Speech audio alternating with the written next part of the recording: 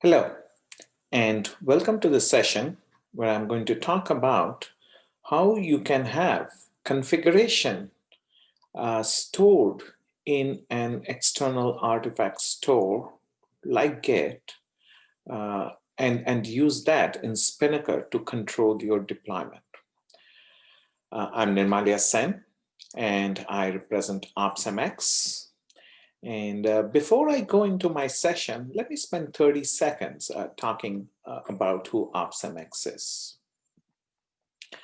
OpsMX is a leading continuous delivery solution provider. We are an experienced team that have worked previously in companies like Netflix, Cisco, Oracle, AWS. We have offices all over the world, predominantly in US and India. And we are 90 plus strong team. Our services include 24/7 support on Spinnaker, managed Spinnaker, and professional services, onboarding services around Spinnaker. We are pretty active in the open source community. Actively working on open source products like Spinnaker, Kubernetes, Jenkins, and making active contributions to these different open source projects. With that, let's move on to our topic today. So what are we going to talk about is what's typically known as the GitOps style operation, right? Where you treat your configuration as source also, right? Not only your software, but your configuration is source control. So in our case, we will manage it in Git.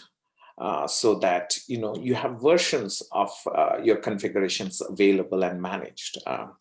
If something goes wrong, or you want to have an audit about what went where, you can go look at your versions, and then you can see who approved them, right? You can have approval processes, checks and balances, so that incorrect configuration doesn't go into your production and screw things up, right? And also, if you separate out your configuration from your deployment and is managed separately, you can actually use the same process to deploy to different environments, just changing your configuration, right? So what you gain over there is more like a GitOps style operations where you managed your sources in a source controlled environment. So what we'll do is we'll walk through an example, a real life example we used at a company, and how they did it. That would actually showcase how this is useful and how this can be used. Now, Spinnaker, as we also, it's a continuous delivery tool, right? Netflix and all the other companies do it, where the developer makes the change, it goes through the process, and voila, it's out there in your production system, right? But a lot of enterprises still today, I think, don't do that. They want to plan what goes out. They want to decide and choose what gets deployed. If you have 10 services, they probably don't want 10 services going out at the same time. They're working at different levels on those. So they want to choose what gets promoted to the next stage. And it's not what services gets promoted, even the version of the service that gets promoted, they want to choose that. And how do you do that, right? And you also want to plan when it goes out, not like, code check-in done and boom, it moves on, right? You want to control when that goes out. Typically, they have a strong cadence. It's like end of the week or end of the month. Every month, they will make a release, or every 15th of the month. So you want to plan and schedule a release when it goes out, what goes out. And as well as you want different stakeholders to sign off before you do a promote. Which is the product managers, the quality team, the operations team, all you want all of them to sign off before it goes out. So, if they are in a configuration, everyone can review it, what's in the configuration, and approve, sign off. And when everyone approves and signs off, it's out there in your production environment. Now, one of the things that always comes up is, hey, there are solutions that orchestrate business processes with software delivery, right? I'll use that over there, and then I will then use something else to deploy it. Yeah, so that you could always do that, but if you could incorporate that along with your software delivery process, it makes the life easy for all the stakeholders, not just the release manager, but the developers, the operations folks. If they all can use the same tool and have the same visibility and view into what's getting deployed and promoted, there's less dropping the ball anywhere. We have seen that where they use external systems for all these approvals and deciding what gets released and all that. And based on that, at the end of the day, they will come out with a list of steps to be done to promote a release, which is manual process, a task created in Jira and all that. And the Jira task gets handed over from person to person, team to team. And, if a ball gets dropped somewhere, you have a broken release. So, if you can have a solution that orchestrates the business process along with the software delivery, you have less chances of error and a more streamlined release. So how can you solve this with Spinnaker? It's pretty much the same standard approach, which is you use something called a bill of materials to define what gets released, right? Even Spinnaker has a bill of materials, right? Every release, if you go look at it, is that each component has the SHA of the Git commit that makes that release, the version, the image that's built, all that's defined in a bill of materials, right? So, you define a bill of materials that defines all your services, what version gets released or not, and then integrate with your existing approval system, right, from Spinnaker itself, right? If you use Jira to do the approval, you can integrate Spinnaker with Jira and have the approvals in Jira. And then, once all the approvals are in, you move on to the next stage, right? And so what you basically are doing here in Spinnaker is really doing the actual task of actually delivering it, the actual orchestration of delivering your release without any human intervention, without manual tasks and all that. So let's look at what a Bom file can look like. In our case, what we'll have is, you have a typical configuration is triggered by a Git change. And then this is the whole holy grail over there, which is you read that Bom file from Git and inject it into a pipeline where we will take advantage of the Spinnaker run job features in there. And based on what you read from the Bom file, you're going to deploy it to Nginx, Postgres. That's our simple applications with 2 services, which includes Nginx and Postgres. You could have 20 services, and this could be as complex as possible with dependencies in the order in which the services are deployed and all that. Then you validate the deployment, and then all the stakeholders determine if it needs to be promoted or if it's ready to be promoted to production or not, and then you promote it to production, right? And we'll look at how, when you're trying to promote to production, you pass in the exact information that came along when this pipeline started, so that you're deploying to production the same version, same configuration that you had validated, right? Let's look at what an example Bom file can be like. It's a very simple Bom file, which have all the services that you have. You can determine if it should be installed or not. And you can determine what could be the version of the service to install. And this is just a simple example. Depending on your environment, you could have a lot more metadata in here, like the namespace to deploy to, maybe even the account to use to deploy to. So you can control all of this through a Bom file, and then that's available in your downstream processing in your Spinnaker. Like we're talking about here, we already talked about it. Advantage of using something like a Git to manage this Bom file is that it's source control, right? It's not something random that gets deployed. It's version, so you can go back and look at what all the changes happened, when it happened. You can look at who approved it, and then because your source control maintains it, you can go back and audit who approved, when it was approved, and all the history behind what got deployed in your production environment. So we will see this use case in Spinnaker. So what we'll see is processing of the Git trigger, how we extract the parameters out from a Git trigger, using the Spinnaker run job to run this and extract the data and make it available for downstream stages. How do we make it? It's a feature of the run job. We'll look at that. And then we'll see how, rather than defining new accounts, we'll leverage the accounts that are already defined in Spinnaker to fetch the artifacts. Let's go look at Spinnaker right now, how this looks. So here you see my two pipelines. This is my staging release, which I call manage Spinnaker. And this is my prod deploy of the same thing. Let's go look at it. If I look at the configuration stage, there is an automatic trigger on the repo enigmatic in the project Nirmalya send, right? It's a GitHub based trigger.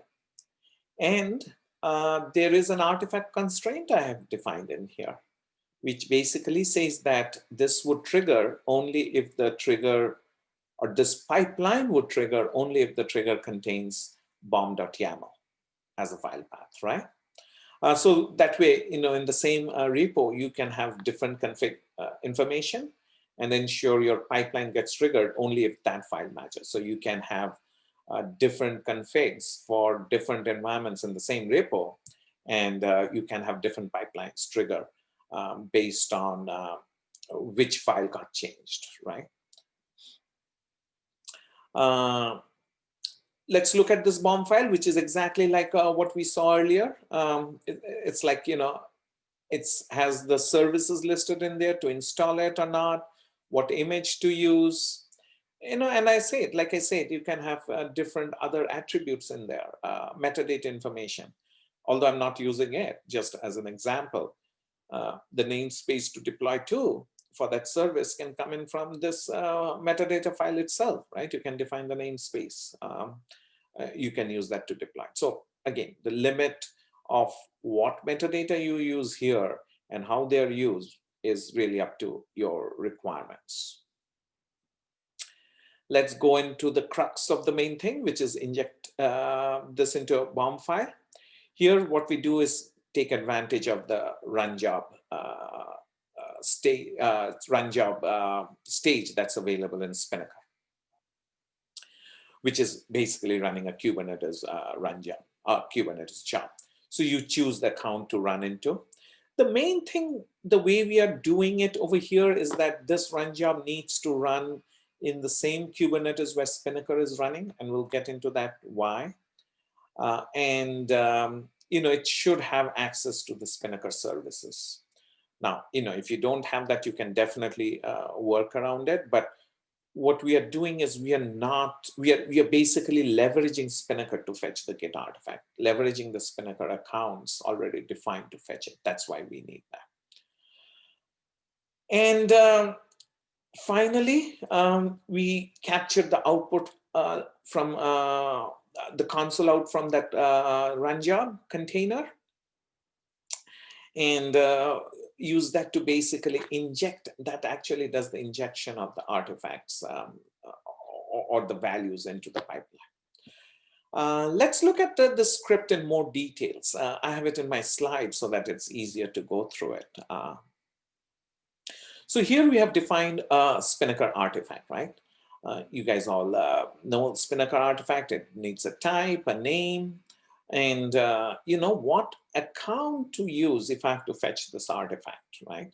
So in our case, this is a GitHub file. I've given it a name, and the artifact account to use is a Git account that I've defined in Spinnaker with all the credentials so that it knows how to connect and fetch that file, right?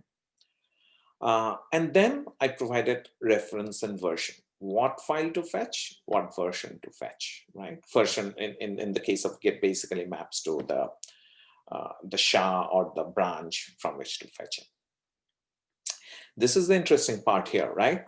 For this artifact reference, I'm using whatever is coming in the trigger.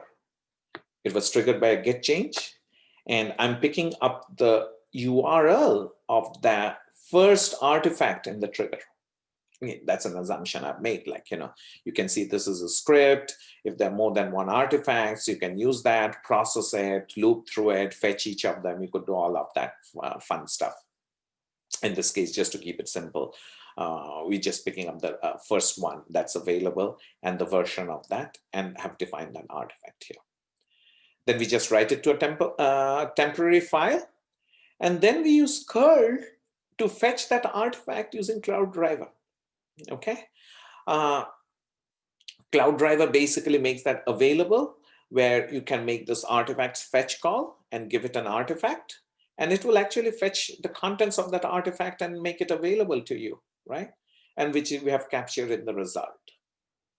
And what we do after that is that we make that available to downstream stages. So this is a feature of Spinnaker job, whereas if you define this variable in your output, Spinnaker would parse the console output of the job. And if it finds anything like this, it will take its content and make it available in the pipeline as a JSON. So it's basically everything in the JSON is available as a variable in the downstream stages. There are other things also, not only just JSON. Spinnaker has the capability, if you wanted to have some key value pairs, you can do Spinnaker underscore config underscore key equals to value. Even those are parsed and made available to the downstream stages. One thing to point out here is this call that we make to Cloud Driver to fetch it. Obviously, there are security implications on that. You have to make sure you have access to that. In our vanilla install, we have access to it. Otherwise, you have to make sure you're running in a namespace that has access to that, or you're at least using HTTPS communication between the components, or you have MTLS enabled between your Spinnaker components. Again, those are advanced topics, but you can set them up that way to address the security aspects of this call. But the whole idea is that I am leveraging Spinnaker. I am leveraging Spinnaker's account setup to basically fetch the artifacts and then injecting them into Spinnaker. So that's it from a definition perspective. So we saw that this is what our artifact file looks like, right? Our Bom file, which has nginx, install, image. So all these are available in downstream stages after that stage runs, right? So if you go back and look at our subsequent stages where we are deploying nginx Postgres, like I talked about, it's a simple application that consists of nginx and Postgres, is I am accessing the image as just nginx image, right? The previous stage got them from Git, injected into the pipeline, and now it's available as nginx image. Nginx image is available. I'm also determining to run this or not using nginx install as a condition to run this or not, right? Which is right here, nginx install. So what you can see is that what I have done is I've basically taken it and I'm able to use this values as defined in my config in my downstream stages, right? I can then do a validation of the deployment. Then the stakeholders determine if it's going to be deployed to production or not. And then when I'm going to deploy to production, what I'm doing is I am just passing in whatever was passed to me as a parameter to the subsequent stage. The Bom file, the exact reference, and the version to be fetched, Whatever I got in, I'm passing it on to the downstream stage. And I'm using those in the downstream, in my production deploy or downstream stages to fetch, so that I'm deploying the exact same version, not different versions in different environments. So quickly, let's look at the production deployment parameter. So here, what I did is, although I have a trigger defined, it's not enabled, but I take these Bom File and the version to be fetched as parameters. And in my injection of the Bom File into the pipeline, I use those as as parameters to fetch, or the artifact to fetch, right? And then the deploy nginx, Postgres are exactly the same, where I use what's fetched and injected into the pipeline. Let's make a change and trigger this pipeline, right? And see how it rolls through. So I'm going to go in here and say, hey, we have a new version of nginx available that I want to deploy. And I'm going to make this 117. And Postgres hasn't changed. I don't want to deploy Postgres. So I don't want to deploy. So I want to disable deploying Postgres. So I'll only deploy nginx, next version. Postgres I'm not going to deploy, right? And again, even if I did it true, left the version same, Kubernetes will take care of it, will actually not deploy a new version. But I don't want to deploy it, because in this case, it's a simple deployment, but in your case, it could be not just a manifest deployment. There may be a lot more other processes that you don't want to go through. So let's commit the changes and see what's going on here. What we see is that this pipeline is already triggered and it's running, right? Let's look at the execution details and see the trigger that came in. Here is the parameter that came in. This is the artifacts in there. And if I actually go look at the execution details source, I should be able to see that trigger. So there you see the trigger that came in, right? It has this artifact, which has the type, which is a GitHub file. This is the name I had given. It has the version and the reference in there, right? That is the trigger that came through. And we could look at that. This would be the SHA of this file. 39 minutes ago, it shouldn't be. Let's refresh the history. ADF 2E76. Oh, I should go in here. ADF 2E76. So this is the one that actually came in, right? And is getting deployed. So what we see that it has actually run and deployed it.